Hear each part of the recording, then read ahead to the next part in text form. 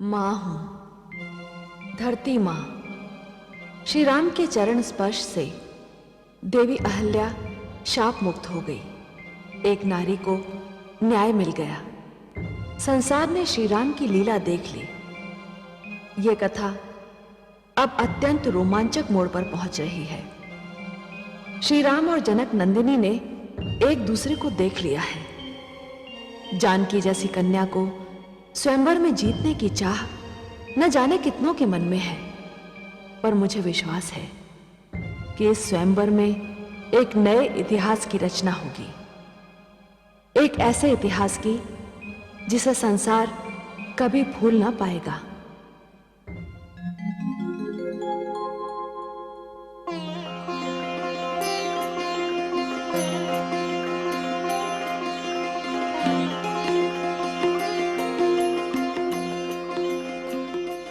ऋषिवर,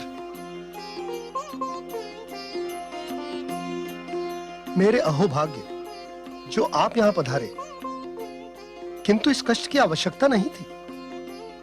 मुझे उपस्थित होने का आदेश दिया होता। आपको एक शुभ समाचार देना चाहता था, किंतु शिष्टाचार के अनुसार महाराज जनक के समक्ष यह संभव नहीं था, इसलिए वो शुभ समाचार देने में अब आया हूं। महर्षि के मुख से निकला हुआ हर शब्द मेरे लिए शुभ होगा, फिर भी आपकी वाणी सुनने को उत्सुक हूं। शुभ समाचार यह है कि आपके माताश्री को दिए हुए शाप का अंत हो गया है।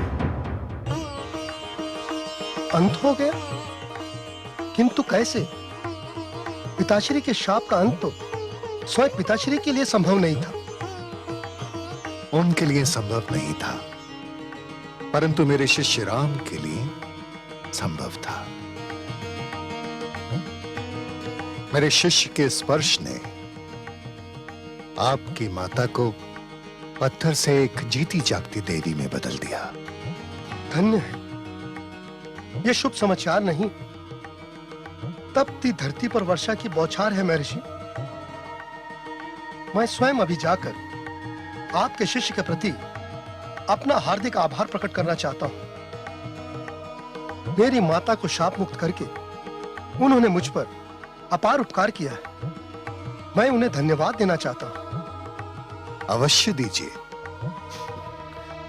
किंतु ध्यान रहे, मेरे शिष्य को आभार प्रदर्शन और धन्यवाद जैसी औपचारिकताओं में कोई रुचि नहीं है। वो तो केवल कर्तव्यनिष्ठ है। आज्ञा दीजिए। जाइए ऋषिवर।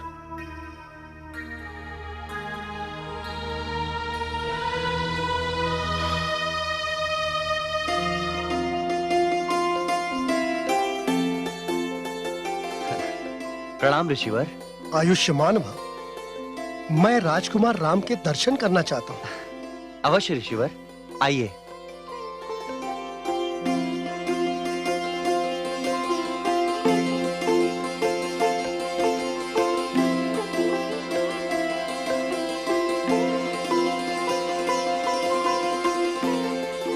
मैं अहिल्या पुत्र शतानंद हूं।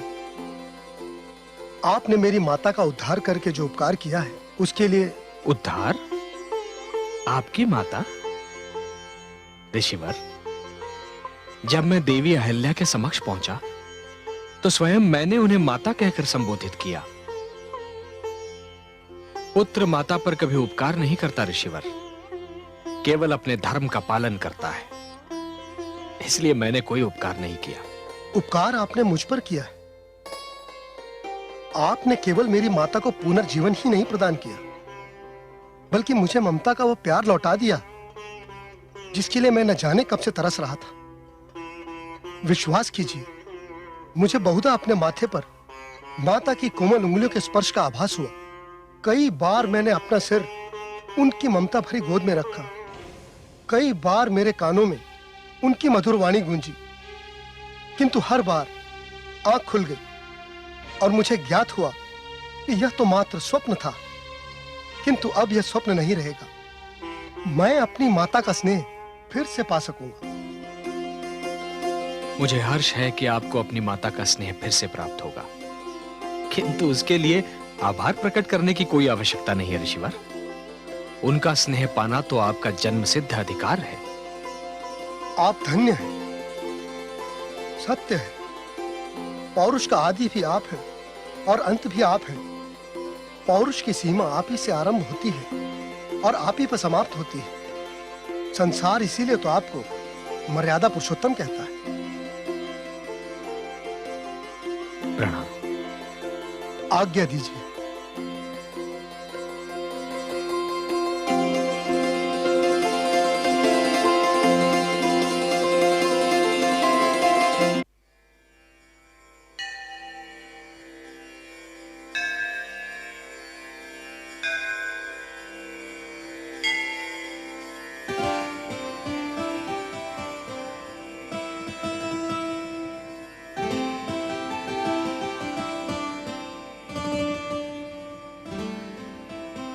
गुरुर्ब्रह्मा गुरुर्विष्णु गुरुर्देवो महेश्वरः गुरु साक्षात् परब्रह्म तस्मै श्री गुरवे नमः।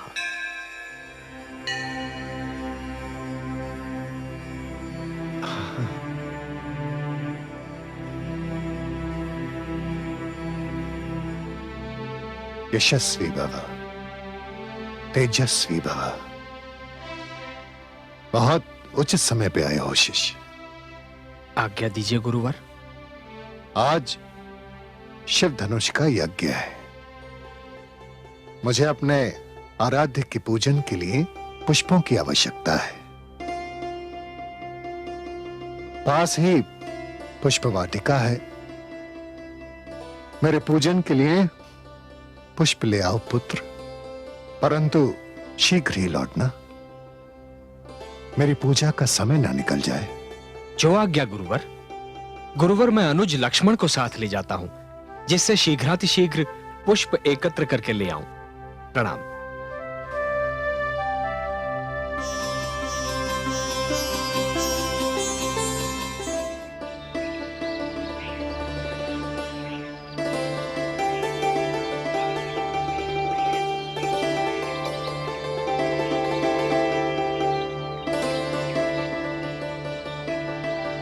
माली काका प्रणाम। प्रणाम।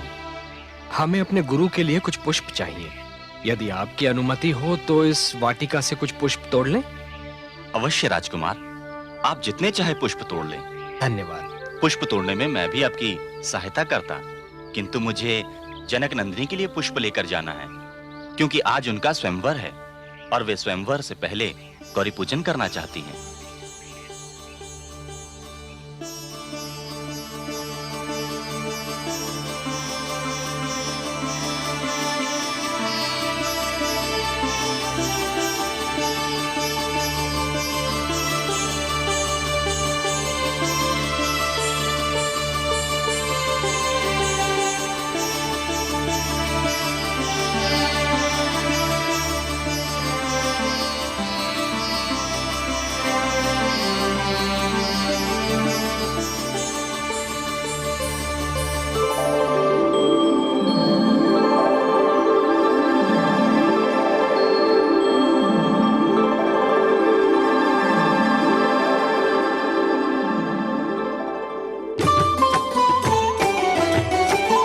पुष्प वाटिका भय पुनीता, इत लखि राम उधर लखि सीता।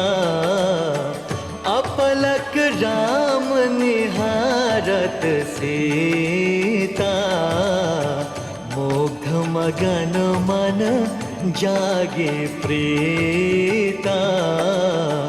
मुग्ध मगन मन जागे प्रीता। राम भय पीछे मन आगे, उधर मौन दृग बोलन लागे। राम सिया लागत है से, सूर्य चंद्रमा एक संग जैसे, सूर्य चंद्रमा एक संग जैसे। नयन नयन अतिशय अनुरागे, दो मन बंधे प्रेम के धागे। राम निहारत मुदित सिय ऐसे, कमल खिलत रवि मुख लखी जैसे। कमल खिलत रवि मुख लखी जैसे। राम देखी पल छिन गए बीते, कंपित लजत निहारत सीते। अनजाना मोहे लागत चीन्हा, रघुवर हरण हृदय कर लीन्हा। रघुवर हरण हृदय कर लीन्हा।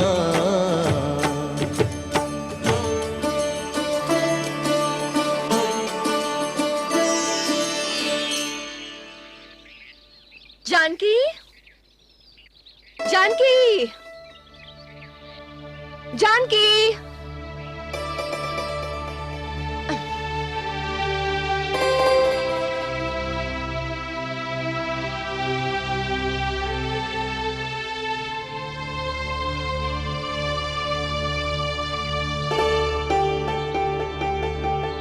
आप क्या देख रही हो राजकुमारी? कुछ नहीं।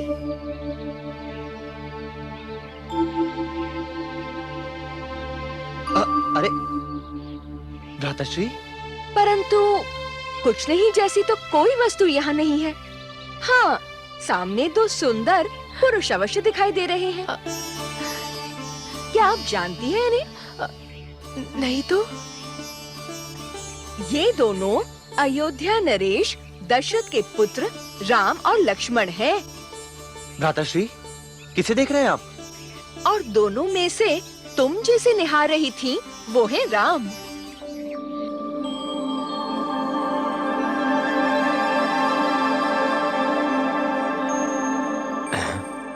वो सामने जो कन्या है ना लक्ष्मण, वो महाराज जनक की पुत्री है सीता। आज इन्हीं का स्वयंवर है। बहुत पुष्प इकट्ठा कर लिए, गुरुदेव प्रतीक्षा कर रहे होंगे। चलो चलो।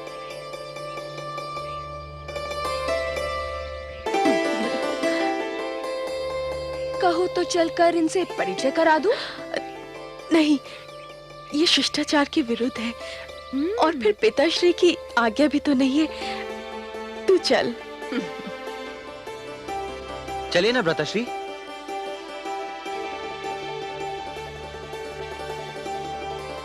अब चलो भी।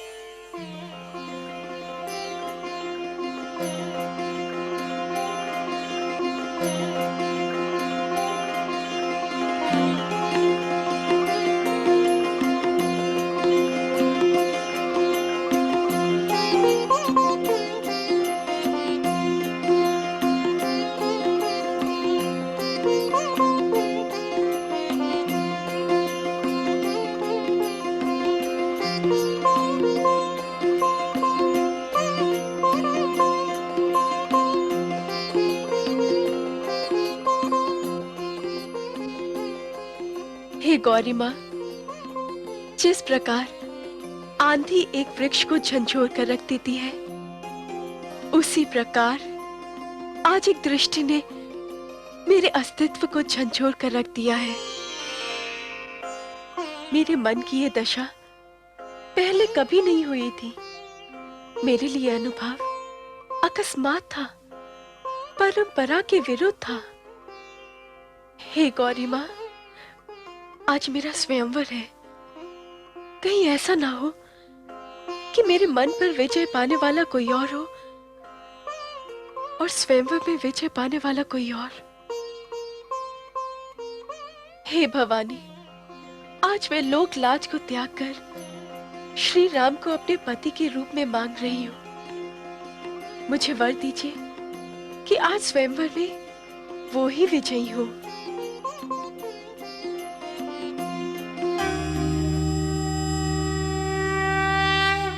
पुत्री सीते,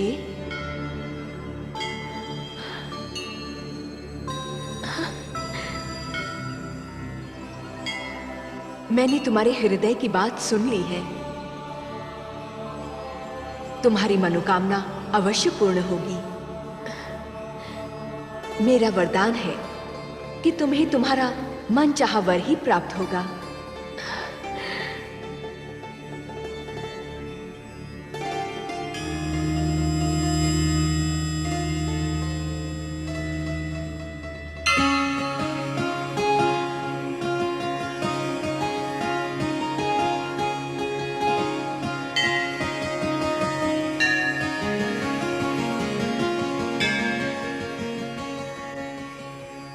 कर्पूरगौरं करुणावतारं संसारसारं भुजगेन्द्रहारं सदा वसन्तं हृदयारविन्दे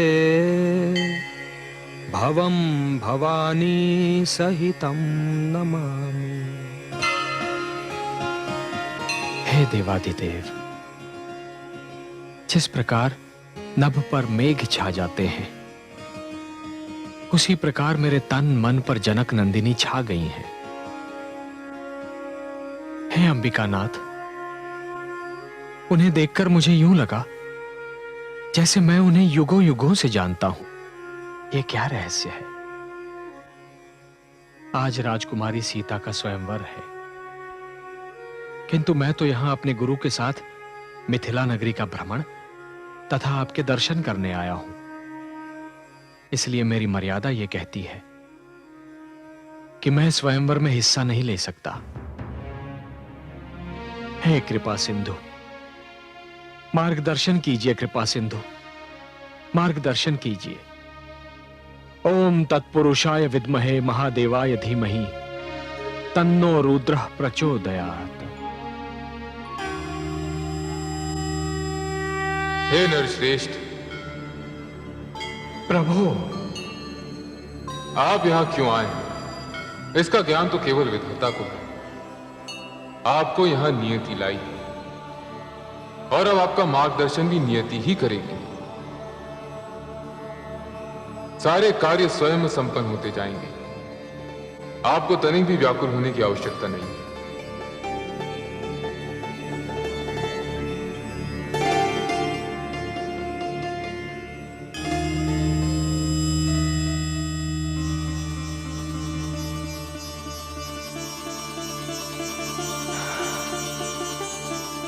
प्रभु,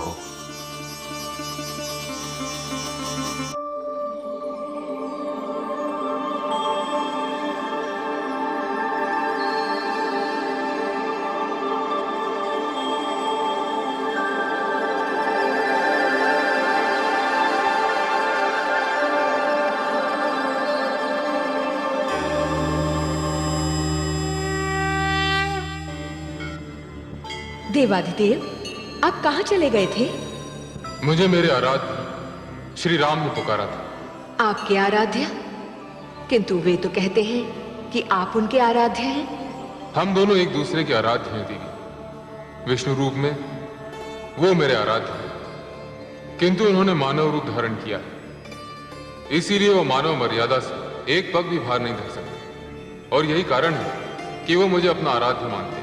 पर उनके पुकारने का कारण क्या था स्वामी? उलझन में थे। वे जनकपुरी स्वयंवर में भाग लेने के लिए नहीं आए थे, किंतु सीता के दर्शन मात्र से वे अपना मन हार चुके हैं और अब जानकी के बिना रह नहीं सकते। विचित्र बात है, जानकी ने भी मुझसे श्री राम को वर में मांगा था और मैंने उसे वरदान दे भी दिया। आपने वरदान दे दिया है तो निस्संदेह पूरा होगा। जिस प्रकार आप मेरी शक्ति हैं, उसी प्रकार सीता राम की शक्ति है। जनक दुलारी और दशरथ दुलारे का मिलाप अवश्य भावी है देवी। श्री गणेशाय नमो नमः।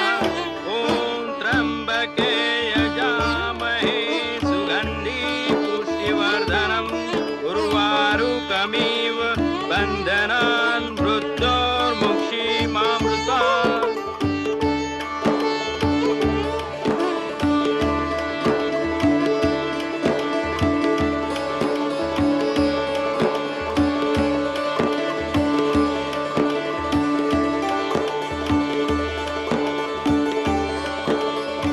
अब आप दोनों संकल्प करें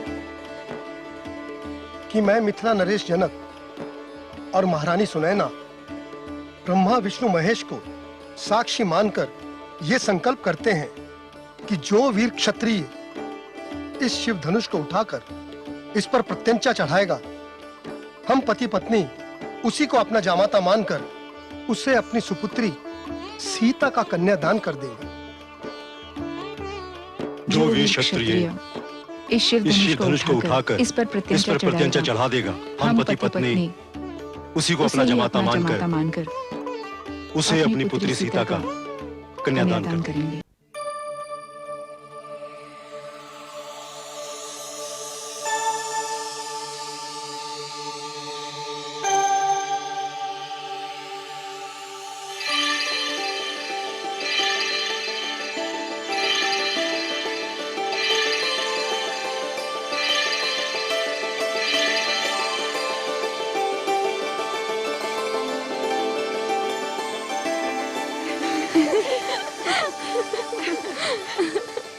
हाँ? क्या हुआ? दीदी! उर्मिला, मानवी, श्रुति कृति, इस घड़ी में आशीष का कारण? दीदी, मिथिलेश ने शिव धनुष के समक्ष संकल्प लिया है और हमें आपको लेकर आने का आदेश दिया है। दीदी, जैसे जैसे आपके विवाह की घड़ी निकट आ रही है, मन में आपके विवाह की प्रसन्नता कम और बिछड़ने का दुख बढ़ रहा है। दीदी, मैं तो ये जानने को उत्सुक हो रही हूँ कि जो आज जीतेगा वो कौन होगा और किस क्षेत्र से आया होगा। दीदी, यदि काका श्री ने शिव धनुष पर प्रतिज्ञा चढ़ाने वाले को ही विजेता घोषित करने की प्रतिज्ञा न की होती तो मैं उन्हें बता देती कि मेरी दीदी को किसने जीता है। अच्छा, कौन है वो भाग्यशाली? अयोध्या नरेश दशरथ के ज्येष्ठ पुत्र राम। हाँ? हमारी दीदी को आज ही उनके दर्शन हुए हैं और जब से इन्होंने उनके दर्शन किए हैं स्वयं ना जाने कहाँ खोई रहती हैं। पर अब न जाने क्या होगा। होगा क्या? जो पिताश्री के संकल्प पर खरा उतरेगा, मैं मन, वचन और कर्म से जीवन भर के लिए उन्हीं की हो जाऊंगी। दीदी, इसलिए तो आप हमारा आदर्श हैं और सदा रहेंगी। चलो ना दीदी।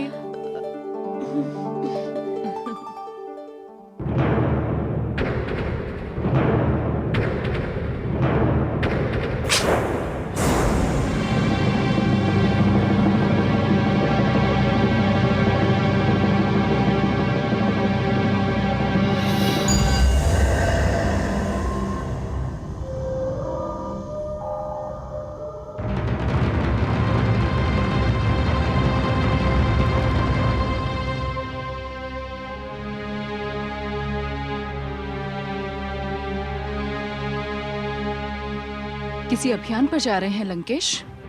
हाँ महारानी मंदोदरी, मैं एक अनोखे अभियान पर जा रहा हूँ। लेकिन आसपास का समस्त क्षेत्र तो आप जीत चुके हैं, अब किसे जीतने जा रहे हैं?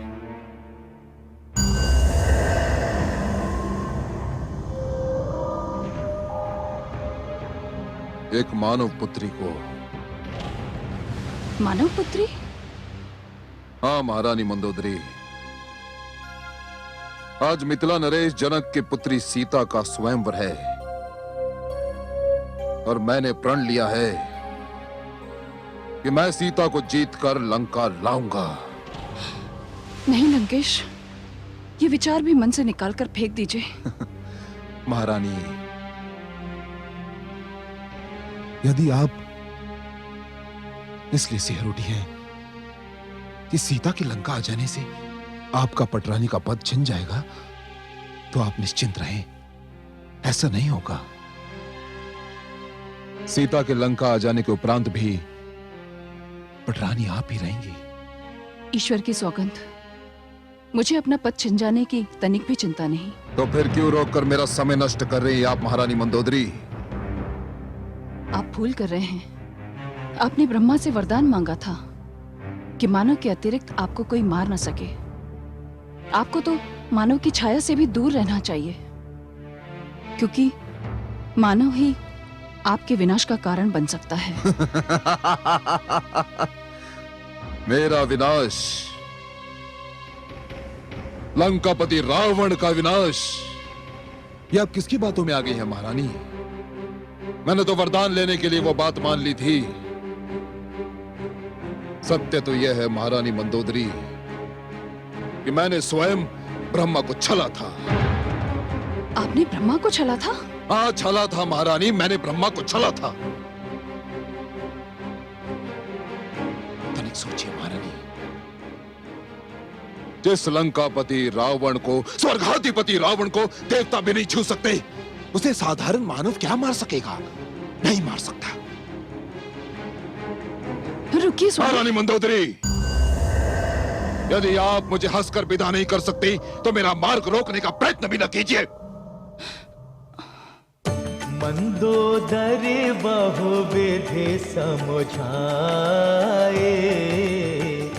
अभिमानी रावण न सोहाए। दशकंधर मिथिला प्रस्थाना, विधि का लेख को नहीं जाना। विधि का लेख को नहीं जाना।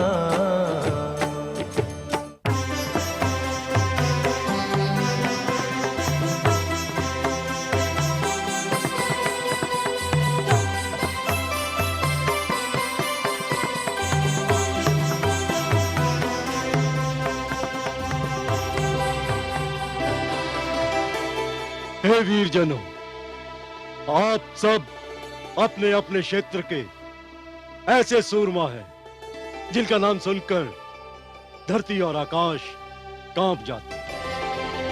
आप सब राजपुरुष हैं, क्षत्रिय हैं। आप सबको मेरा संकल्प ज्ञात है। भगवान शिव के इस धनुष को उठाकर जो भी वीर इस पर प्रत्यंचा चढ़ाएगा, वो ही मेरी सुपुत्री जानकी का अधिकारी होगा।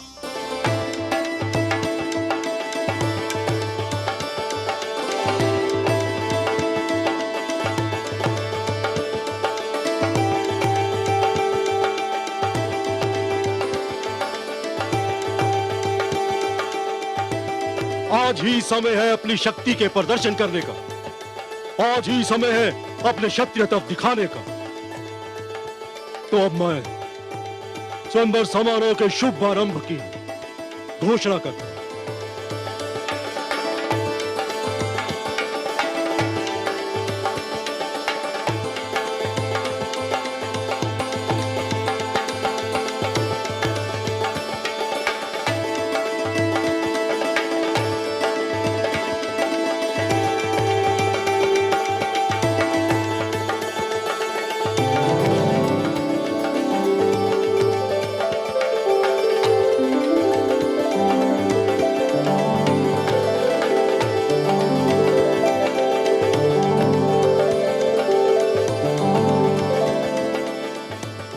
विदर्भ के राजकुमार वीरभद्र अपना शौर्य प्रकट करने आ रहे हैं। ठहर जाओ।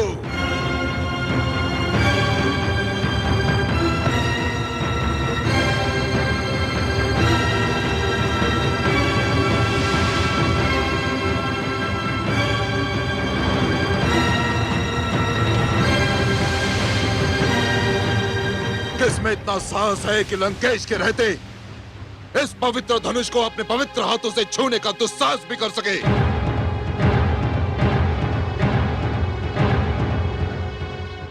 इस शिव धनुष को उठाने और इस पर प्रत्यंचा चढ़ाने का प्रथम और अंतिम अधिकार मात्र एकमात्र लंकापति कैकसी पुत्र रावण को है और किसी को नहीं। मानव की सभा में आकर मानवों का अपमान कर रहे हो लंकेश। ये भगवान शिव का धनुष है। तो क्या हुआ? मैंने शिव के कैलाश को इन्हीं हाथों पर उठाया था, इन्हीं हाथों पर। इस धनुष को तो मैं तिनके के समान उठा लूंगा। ये तुम नहीं, तुम्हारा अहंकार बोल रहा है। क्या कहा तुमने? क्या कहा? अभी आप सब देख लेंगे कि जो लंकापति रावण कहता है वही करके दिखाता है, वही करके दिखाता है।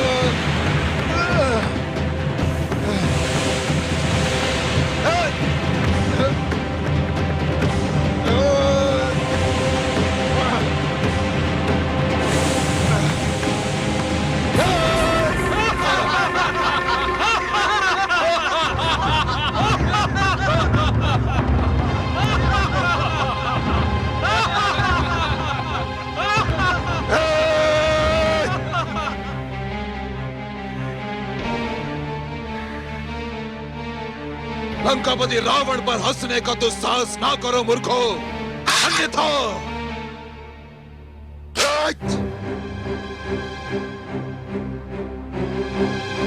जिस शिव धनुष को लंकापति रावण नहीं उठा सका उसे संसार में कोई नहीं उठा सकता। मिथिला नरेश जनक, मुझे आपसे सहानुभूति है। अशुभ बोलने के लिए क्षमा चाहता हूँ, परंतु अब आपकी पुत्री सीता जीवन भर अविवाहित रहेगी, बिन ब्याही रहेगी।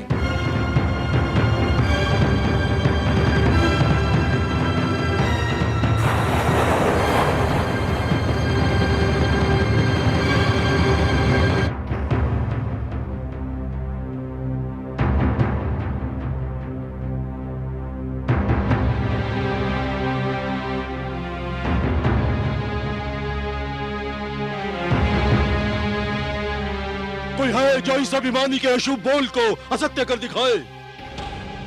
आगे बढ़ो वीरों और सिद्ध कर दो इस देश में वीरों की कोई कमी नहीं।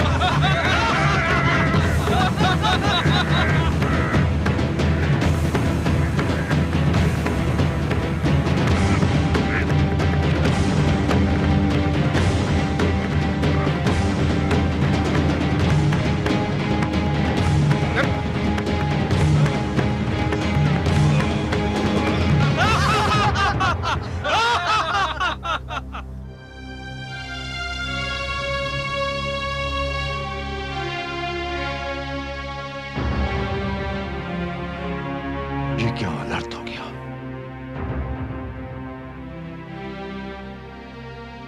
क्या मेरी पुत्री सीता, मेरी नयन तारा जीवन भर अविवाहित रह जाएगी? यदि मुझे ज्ञात होता तो मैं ये संकल्प ही न लेता।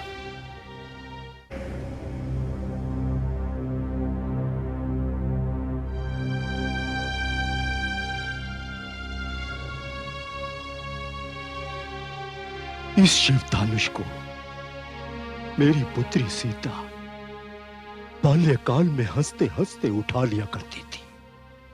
उसे आज उसे कोई टस से मस भी नहीं कर सका। मुझे ज्ञात नहीं था कि यह धरती वीरों से रिक्त हो गई है। सभी क्षत्रिय नपुंसक निकलेंगे। बस कीजिए मिथिलेश, बस कीजिए। आपको समस्त क्षत्रियों का अपमान करने का कोई अधिकार नहीं है। ईश्वर की सौगंध, यदि मेरे ज्येष्ठ भ्राता श्री राम और गुरु विश्वामित्र यहां नहीं होते तो मैं ये धनुष तो क्या हिमालय को भी उठाकर दूर फेंक देता। आकाश में कड़कती हुई बिजली को अपने हाथों में थामकर दो टुकड़ों में कर देता। नभ में चलते हुए तारों को इन हाथों में दबाकर मसल कर रख देता। आपने क्षत्रियों का शौर्य देखा कहां है मिथिलेश? नहीं अनुज, मिथिलेश हमारे आदर योग्य हैं। उन्होंने जो कुछ कहा वो किसी को अपमानित करने के लिए नहीं, ये तो एक पिता की व्यथा है। क्षमा मिथिलेश।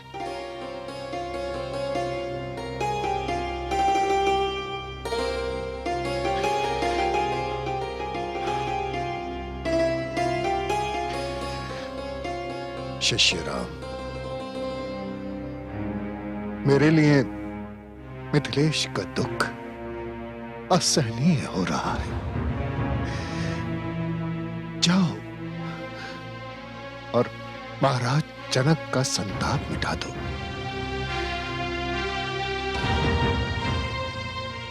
ये मेरा आदेश है। उठाओ धनुष और उसकी प्रत्यंचा चढ़ा दो। विजयी भव।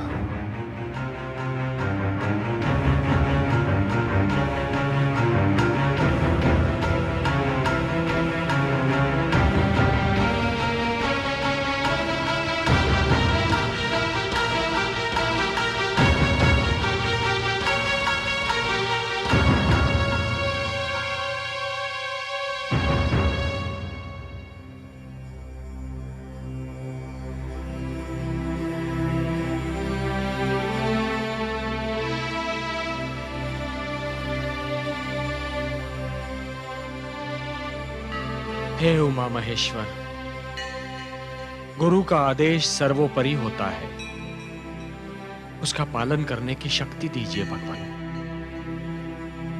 मैं आपके चरणों में आवाहन करता हूं कि मेरे मन की अन्य सारी इच्छाओं, आकांक्षाओं को त्यागने में मेरी सहायता कीजिए।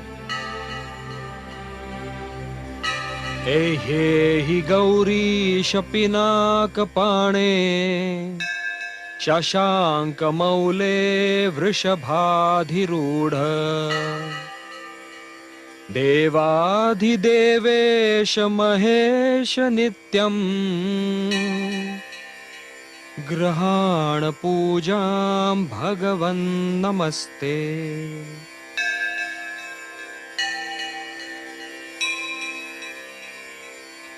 हे पिनाकिन, सुगंधी द्रव्य स्वीकार कीजिए। ओम त्र्यंबकं यजामहे सुगंधिं पुष्टिवर्धनम् उर्वारुकमिव बन्धनात् मृत्योर्मुक्षीयमामृतात्।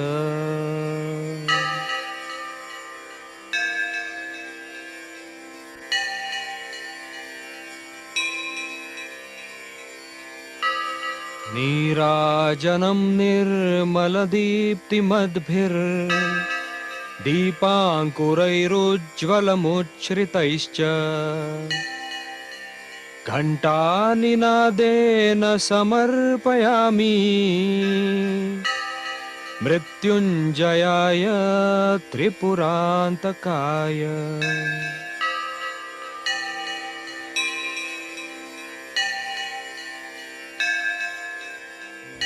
हे विष्णु वल्लभ, हे अंबिकानाथ, हे वीरभद्र, शक्ति दो, शक्ति दो भगवान, शक्ति दो।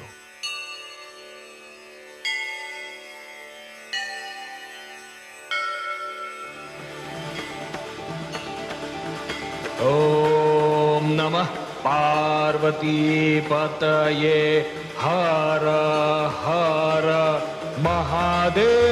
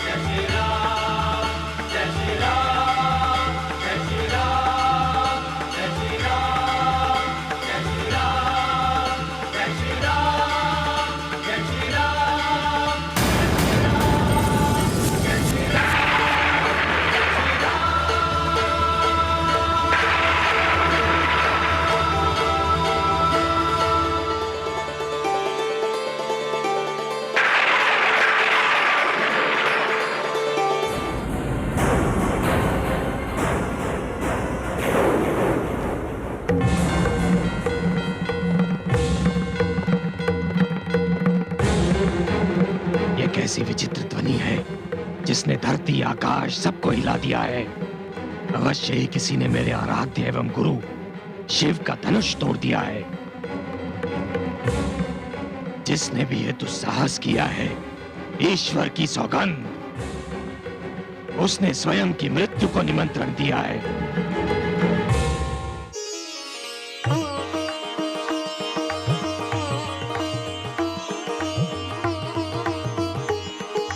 हे देवाधिदेव, आपको कोटि कोटि धन्यवाद। आपके इस दिव्य धनुष को उठाने का महान कार्य आपके आशीष के बिना असंभव था महादेव। मैं नतमस्तक हूं। हे गौरी माता, आपने सत्य ही कहा था। जिसका जिस पर सत्य स्नेह होता है, उससे वो मिलता ही है।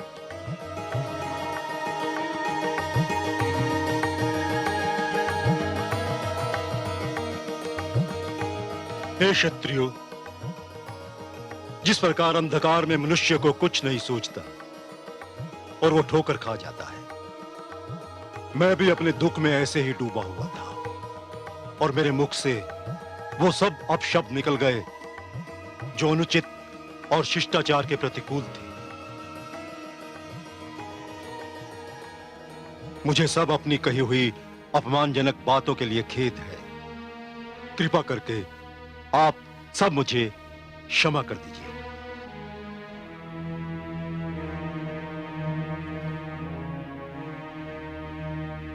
अब अपने पिता के वचन का पालन करो जनक नंदिनी। श्री राम ने स्वयंवर में स्वयं को तुम्हारे पति होने के योग्य सिद्ध कर दिया। जाओ, उनके गले में वरमाला पहनाओ। दीदी चलो।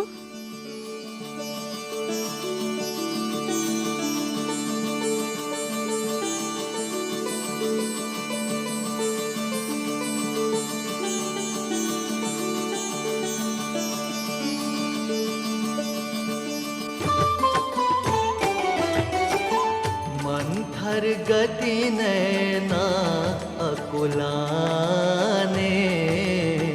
चली विजय माला पहिराने। लजवंती सिय रूप निराला, रघुबर कंठ डारी दई माला। रघुबर कंठ डारी दई माला। रूप निहारत मिथिला वासी, राम सिया जोड़ी सुख राशि। हर्षत देवन रखिए जोड़ी, जुगत रूप महिमा नहीं थोड़ी। जुगत रूप महिमा नहीं थोड़ी।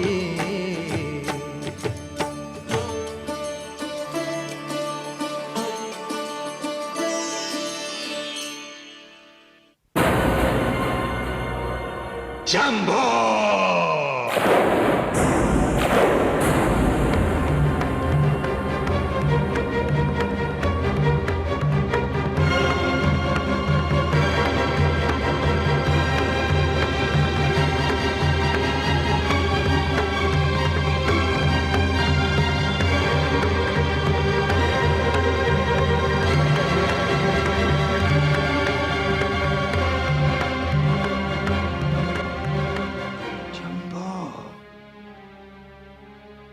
कौन है ये दुस्साहसी?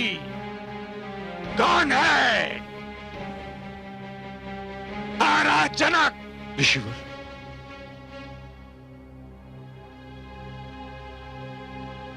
हे प्रभु, हे ऋषिवर, हे परशुराम, क्षमा क्षमा। मैंने भगवान शिव के समक्ष ये प्रतिज्ञा ली थी कि जो भी इस शिव धनुष को उठाकर इस पर प्रत्यंचा चढ़ाएगा, मैं उसी से अपनी पुत्री सीता का विवाह करूंगा। तुम्हारी प्रतिज्ञा का संबंध इस धनुष को उठाने एवं उस पर प्रत्यंचा चढ़ाने से था, इसे तोड़ने से नहीं। जिसने भी यह अपराध किया है वो मेरे सामने आए।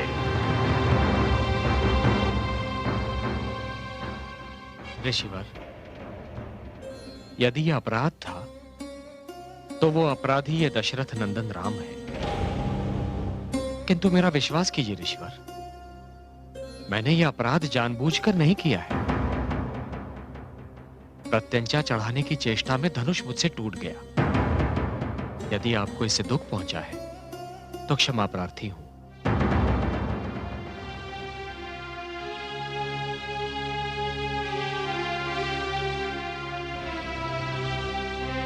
हे मुनिवर, जबकि ये कोई अपराध नहीं है, फिर भी मेरे भ्राताश्री की विनम्रता देखिए कि उन्होंने आपसे क्षमा मांग ली। बालक, ये बातें तेरी समझ में नहीं आएंगी। मैं इसे अक्षम्य मानता हूँ। तब तो इसे कोई शिव का दास ही तोड़ सकता है मुनिवर। लक्ष्मण, यदि कोई दास अपने स्वामी की अवहेलना करे तो उसे भी क्षमा नहीं किया जा सकता। शिव धनुष को तोड़ना एक ऐसा अपराध है जिसका न्याय केवल दंड है। क्षमा करें मुनिवर, क्षमा करें। हम भाइयों ने खेल खेल में न जाने कितने धनुष तोड़े, उसका तो आज तक किसी को बुरा नहीं लगा। इस धनुष में ऐसी क्या विशेषता है जो आप इतना क्रोधित हो रहे हैं? मिथिलेश के भंडार में न जाने कब से ये यूं ही पड़ा हुआ था। क्या हुआ जो प्रत्यंचा चढ़ाने से टूट गया? मेरे मुंह मत लग बालक, तू अपनी सीमा को लांघ रहा है। कहीं ऐसा न हो कि मेरा क्रोध भी अपनी सीमा को लांघ जाए। क्रोध? क्रोध हम राजपुत्रों को सुहाता है मुनिवर। आप जैसे महान ब्राह्मण को शांत रहना ही शोभा देता है। मुंह संभाल कर बात कर बालक। अच्छा, जब आपको इस धनुष का टूटना इतना ही दुखदाई ठहरा है तो आप इसे जोड़ क्यों नहीं देते? बस बस बालक, सहने की भी सीमा होती है। तू कदाचित मेरे अतीत से अनभिज्ञ है। अनभिज्ञ नहीं हूं मुनिवर, इसीलिए तो आपसे कह रहा हूं कि जब आपके पिता के तप से आपकी माता का कटा हुआ सिर जुड़ सकता है तो आपके पराक्रम से यह धनुष भी जुड़ सकता है। क्षमा ऋषिवर, क्षमा। मेरे अनुज को क्षमा कर दीजिए। लाड़ प्यार से बिगड़े हुए इस राजकिशोर को तो मैं क्षमा कर सकता हूं, किंतु तुम्हें नहीं कर सकता। तुमने मेरे आराध्य शिव का धनुष तोड़ने का जघन्य अपराध किया है। मैंने इस धरती पर 21 बार क्षत्रियों का विनाश किया है, किंतु लगता है कि अब भी मेरा संकल्प पूर्ण नहीं हुआ। आज मेरे हाथों एक और क्षत्रिय मारा जाएगा।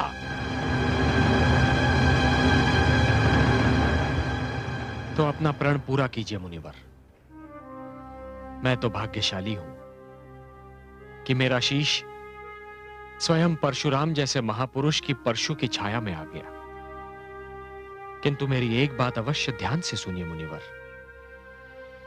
जिस प्रकार वाटिका के एक विषैले पौधे को नष्ट करने के लिए समस्त वाटिका को उजाड़ देना अनुचित है, उसी प्रकार एक अपराधी को दंडित करने के लिए उसकी समस्त पीढ़ियों को दंडित करना अनुचित है।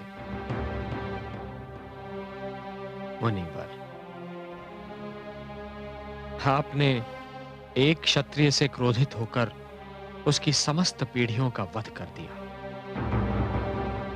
आप तो क्षत्रियों के अहंकार को नष्ट करना चाहते थे मुनिवर, किंतु आप स्वयं अपने ही अहंकार के बंदी हो गए। अब एक शब्द भी अपने मुंह से मत निकालना।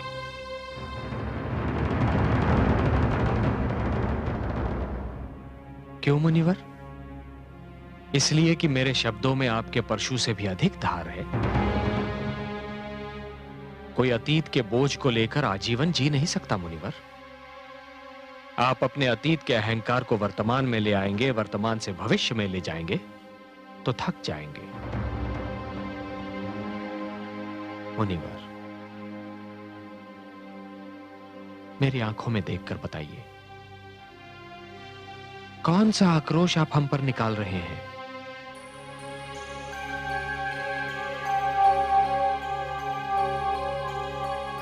आदेश दीजिए मुनिवर। संभवतः तुम सत्य कह रहे हो रघुनंदन। मुझे अब शस्त्र की आवश्यकता नहीं है। ये लो, मेरे धनुष पर प्रत्यंचा चढ़ाओ।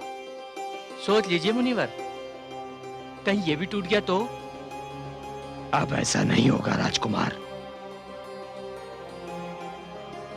शिव धनुष के टूटने में एक संकेत था जिसे मैंने समझ लिया है। लो,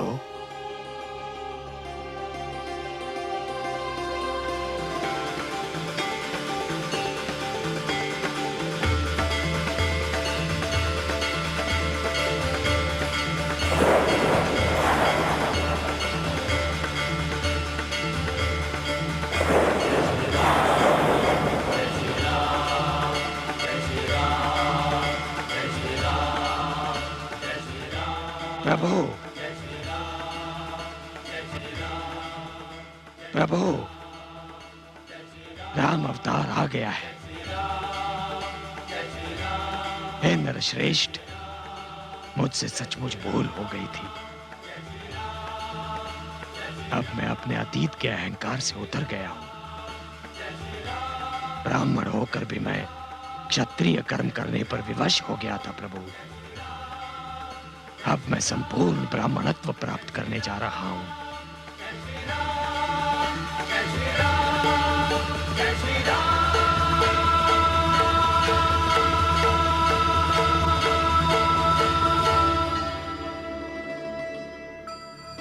आओ पुत्री।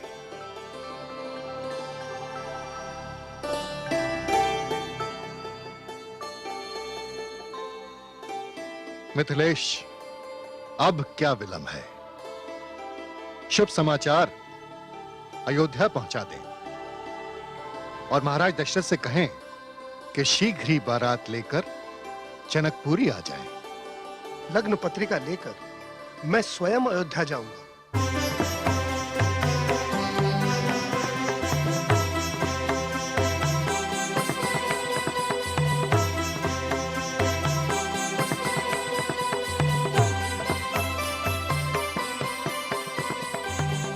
महाराज की जय हो।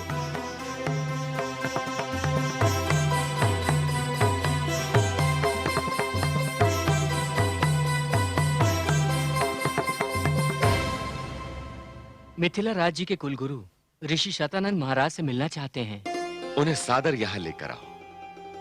उनका स्वागत हम स्वयं करेंगे। जी महाराज।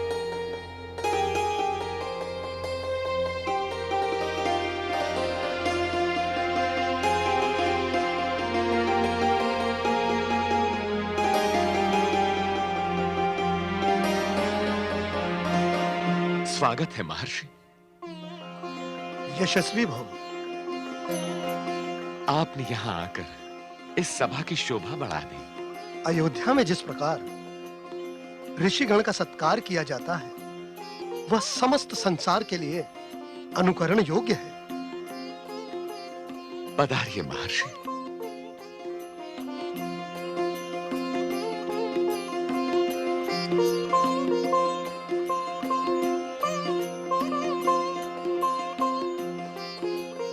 आइए महर्षि। नहीं नहीं अहिल्या पुत्र, तुम्हारा स्थान मेरे चरणों में नहीं, मेरे हृदय में है।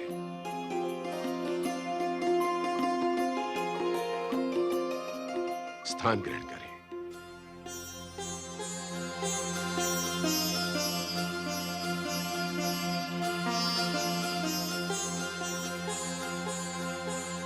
विराजिए ऋषिवर।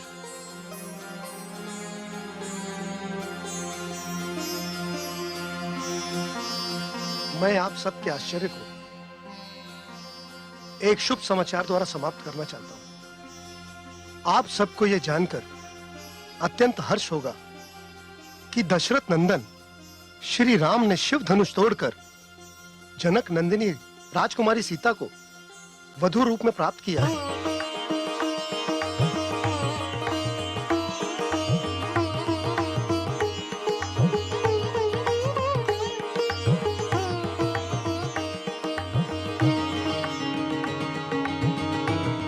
मिथिलेश का यह पत्र आपको स्वयं सब कुछ समझा देगा। आप पत्र लाए हैं तो मैं ये पत्र भी आपकी शुभवाणी में ही सुनना चाहूंगा।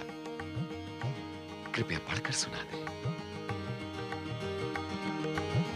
अयोध्या नरेश की सेवा में मिथिला नरेश का सादर प्रणाम।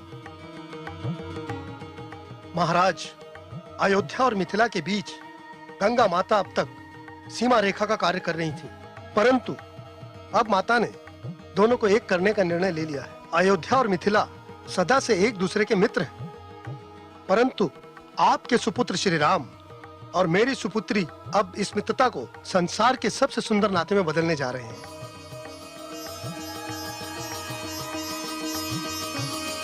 मेरी प्रार्थना है कि आप सपरिवार मिथिला पधारें और अपने कर कमलों से इस अटूट नाते के भव्य भवन की नींव रखें।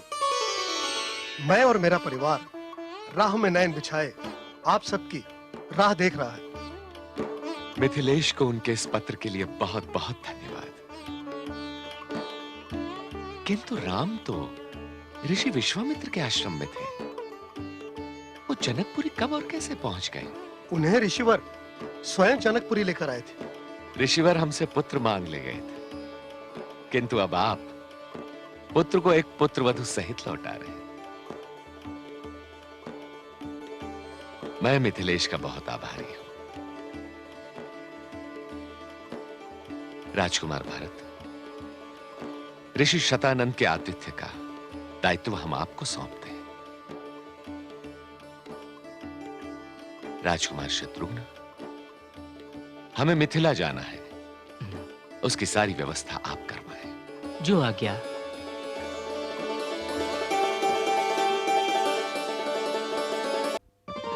धाई माँ, धाई माँ, धाई माँ, आप कहाँ हैं? धाई माँ, धाई माँ, आज मैं बहुत प्रसन्न हूँ। धाई माँ, आज मैं बहुत बहुत प्रसन्न हूँ। अरे ऐसा क्या हो गया पुत्री, फूली नहीं समा रही हो?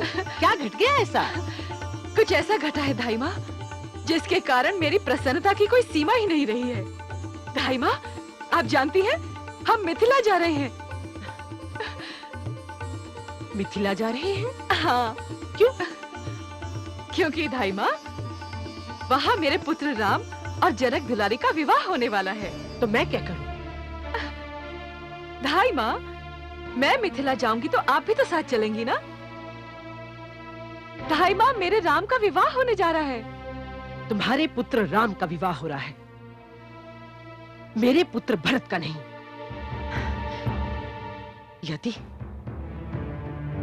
यदि मेरे भरत का विवाह होता तो मैं नाचती गाती हुई जाती। राम के विवाह से मेरा क्या लेना देना? धाई माँ, क्योंकि आज मैं बहुत प्रसन्न हूँ, इसलिए आपकी अशिष्टता को क्षमा कर रही हूँ। आप नहीं जाना चाहती हैं तो मत जाइए, मैं अवश्य जाऊंगी। आपके भाग्य में तो राम का विवाह देखना ही नहीं लिखा है, तो मैं क्या कर सकती हूँ?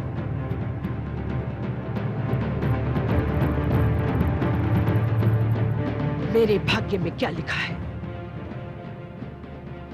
ये तो मैं नहीं जानती, किंतु तेरे भाग्य में क्या लिखा है ये मैं भली भांति जानती हूं। राम विवाह का परिणाम तो तू देखेगी।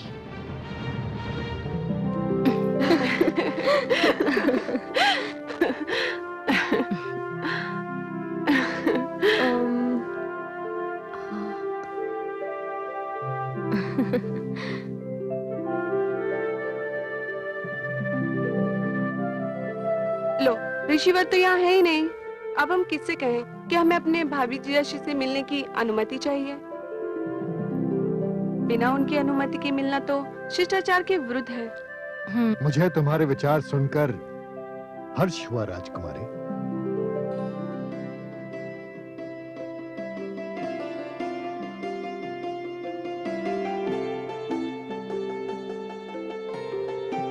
आयुष्मती भव। किंतु तुम राम से क्यों मिलना चाहती हो? हम उन्हें अपनी बहन के विषय में बताना चाहते हैं गुरुदेव। राजकुमारी सीता के विषय में? जी ऋषिवर। हमारी बहन बहुत उदार स्वभाव की है। दीदी से बिछड़ने का समय निकट आ रहा है। हम श्री राम से मिलकर उनसे दीदी के विषय में बात करना चाह रही थी। दीदी स्वयं अपने विषय में किसी को कुछ नहीं बताती। तब तो तुम्हारी दीदी को भाग्य एक आदर्श पति प्रदान करने जा रहा है, क्योंकि राम में एक विशेष गुण है, वो बिना कहे ही सबके मन की बात जान लेता है। परंतु एक बात हम आपसे भी जानना चाहते हैं गुरुदेव। अवश्य। कन्या ही को अपना परिवार क्यों छोड़ना पड़ता है? इसलिए कि कन्या अपने साथ एक वंश लेकर जाती है, पति पक्ष को वंश प्रदान करती है, एक नव संसार बसाती है कन्या।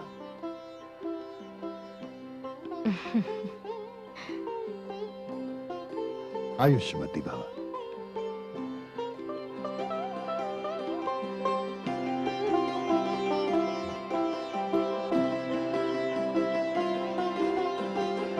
जनक की सारी पुत्रियां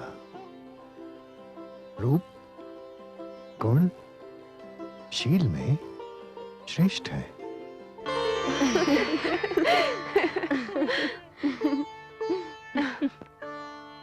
जी, आप लोग? हम उनसे भेंट करने आए हैं जिन्होंने कुछ तोड़कर कुछ जोड़ लिया है। आपकी बात मेरी समझ में नहीं आई राजकुमारी। आश्चर्य है, इतनी साधारण सी बात आपकी समझ में नहीं आई राजकुमार। आपके भ्राताश्री ने शिव धनुष तोड़कर हमारी दीदी से नाता जोड़ लिया है। हम उन्हीं के दर्शन के लिए आई हैं। तब तो आप लोगों को रोकने का मेरा कोई अधिकार ही नहीं है। आप लोग भीतर जा सकते हैं। जाइए।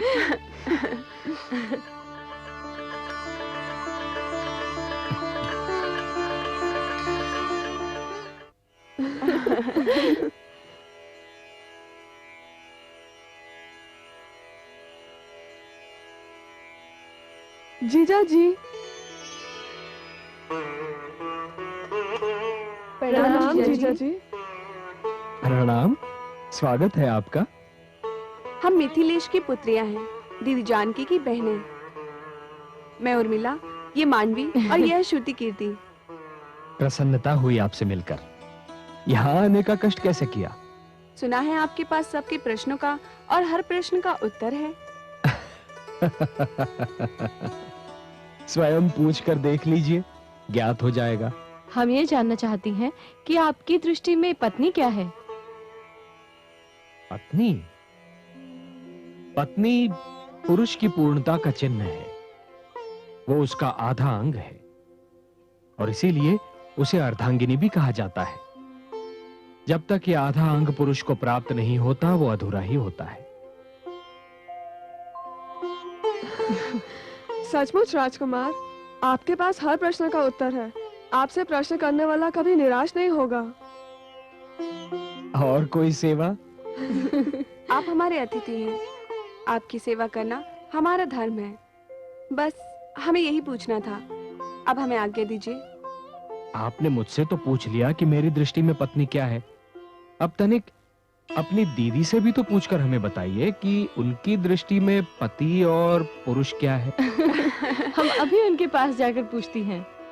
उनका उत्तर हमें अवश्य बताइएगा। जी।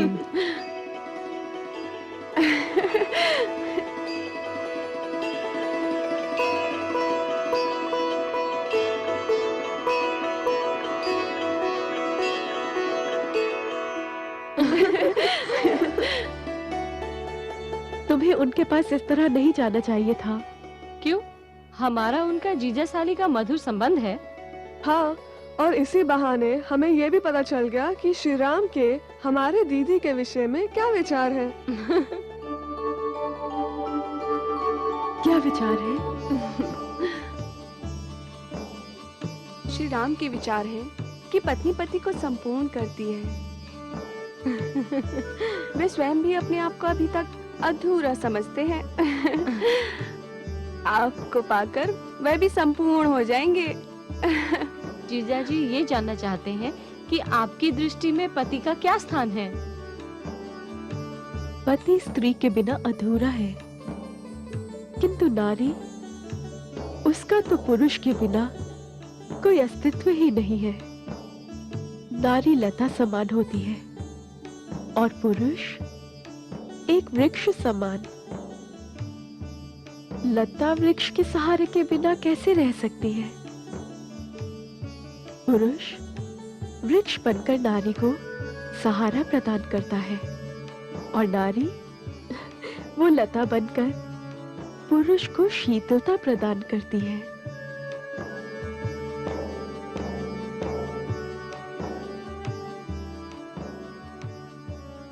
दीदी, ऐसा लगता है जैसे आप दोनों ने एक दूसरे के लिए ही जन्म लिया है। दोनों के विचारों में इतनी समानता है, क्या आश्चर्य होता है। समझ नहीं आ रहा है कि आप जैसी बहन से बिछड़कर हम कैसे रह पाएंगी। हाँ दीदी,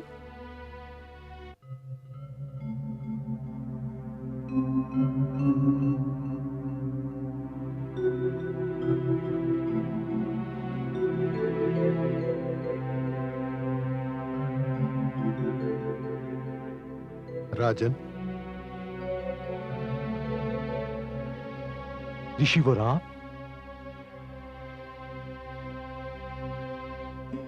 आयुष्मान भव। मुझे आदेश दिया होता ऋषि श्रेष्ठ। याचक बनकर आया हूं मिथिलेश। याचक? आज्ञा दीजिए ऋषिवर। यदि मैं आपके किसी काम आ सकूं तो धन्य हो जाऊंगा। राजन, मैं ये जानना चाहता हूं कि राजकुमारी सीता की भांति आपने अपनी शेष राजकुमारियों के लिए कोई संकल्प तो नहीं कर रखा? किंतु क्यों ऋषिवर? यदि नहीं किया है तो सुनिए। मेरे शिष्य राम की 3 परछाइयां हैं। अयोध्या नरेश के शेष 3 पुत्र लक्ष्मण, भरत और शत्रुघ्न राम की परछाइयों के समान है। मैंने आपकी शेष 3 राजकुमारियों को देखा है। वो सब गुणवंती, सुंदर और सुशील हैं। यदि आपकी अनुमति हो तो मैं महाराज दशरथ को लक्ष्मण के लिए उर्मिला, भरत के लिए मांडवी और शत्रुघ्न के लिए श्रुति कीर्ति का हाथ मांगने का परामर्श दूं? आपने एक वाक्य से मेरे जीवन की सारी चिंताओं को हर लिया। ऋषि श्रेष्ठ, विश्वास करें, सीता के स्वयंवर ने मुझे जीवन की सबसे महान प्रसन्नता प्रदान की। किंतु उसी के साथ मैं चिंतित भी था। चिंतित इसलिए था कि मेरी सीता को योग्य वर ही नहीं, सर्वश्रेष्ठ वर मिल गया। किंतु मेरी शेष राजकुमारियों को योग्य वर मिल सकेंगे?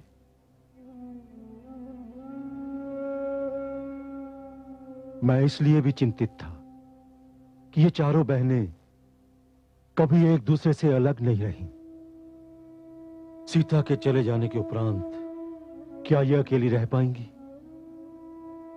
यदि अयोध्या नरेश ने आपका ये परामर्श स्वीकार कर लिया तो मैं पूर्णतः चिंता मुक्त हो जाऊंगा। महाराज की जय हो। महाराज, बारात आ चुकी है। अति उत्तम।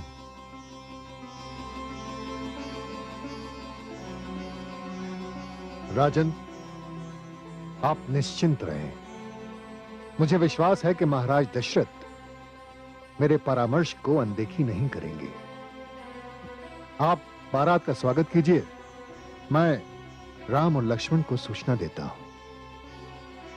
धन्यवाद ऋषिवर। यशस्वी भव। धन्यवाद।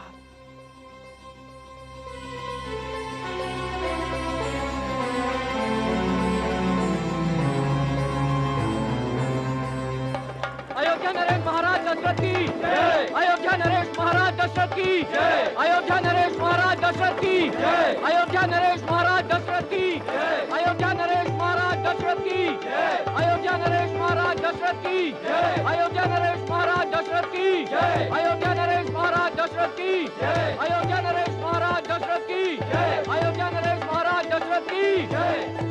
ऋषिवर, आज आपने यहां पधार कर पूरे संसार में जनकपुरी के मान में वृद्धि कर दी। यशस्वी भव, आयुष्मान भव। महाराज,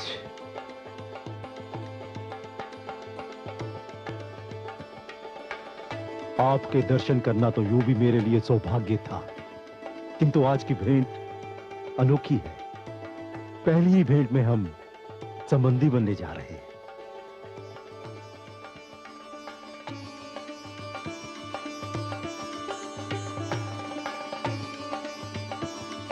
राजन, राम और लक्ष्मण से तो आप मिल ही चुके हैं। ये मेरे शेष दो पुत्र भरत और शत्रुघ्न हैं। आयुष्मान भव। आइए महाराज।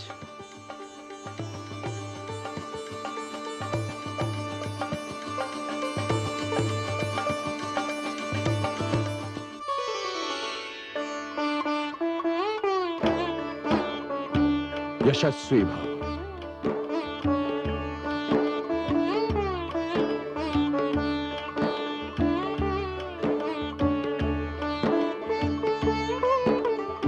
पिताश्री,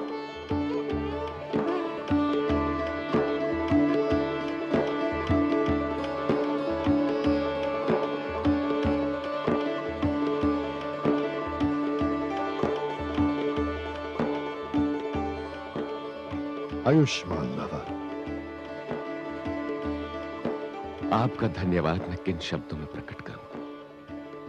आपने मेरे पुत्रों के साथ पुत्रवधू भी मुझे दी। राजन, मैं आपको एक पुत्र वधू नहीं 4 पुत्र वधुएं दे रहा हूं। आपकी अनुमति के बिना मैंने मिथिलेश से आपके शेष 3 राजकुमारों के लिए उनकी 3 राजकुमारियां मांग ली हैं। आप उन्हें स्वीकार करेंगे? आप गुरु हैं। आपका अधिकार मुझसे बहुत अधिक है ब्रह्मर्षि। आपको मुझसे अनुमति लेने की क्या आवश्यकता है? आपने तो मुझे हर्ष के सागर में डुबो दिया है ब्रह्मर्षि।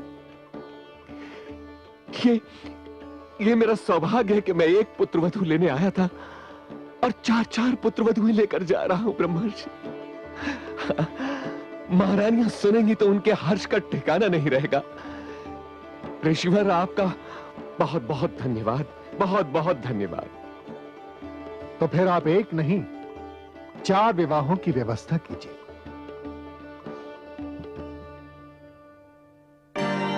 गूंजे मंत्र विवाह के,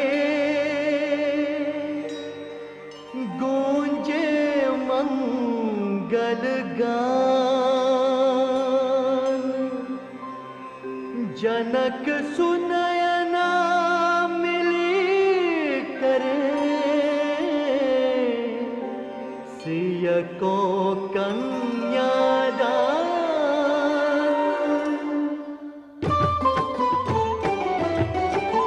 भावर डारत राम अरु सीता, धन धन कहत समाज पुनीता। राम सिया सिर सिंदूर डारे, ऋषि मुनि मंगल मंत्र उचारे, ऋषि मुनि मंगल मंत्र उचारे।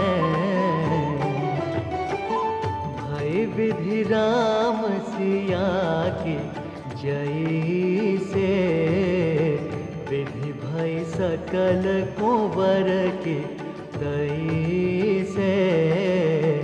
जनक सुनयना धन न्योछारे, सखी समाज आरती उतारे, सखी समाज आरती उतारे।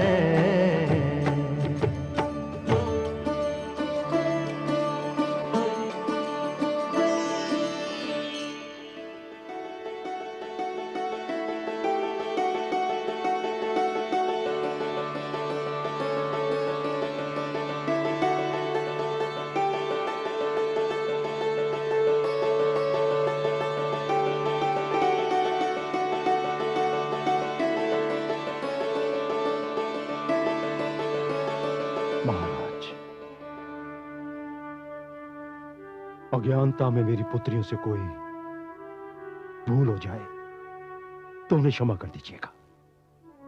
राजन, मैं जनकपुर से 4 पुत्र वधुएं नहीं 4 पुत्रियां लेकर जा रहा हूं। बाबुल का घर छोड़ कर चल पिया के देश, सबकी है शुभ कामना, मंगल करे गणेश। छूटे आंगन देहरी, छूटा गए परिवार, स्वागत का तैयार है एक नया संसार, एक नया संसार। जीव ज्ञान ब्रह्म ज्ञान अथ श्री विष्णु पुराण, ओम की कथा महान, जय श्री विष्णु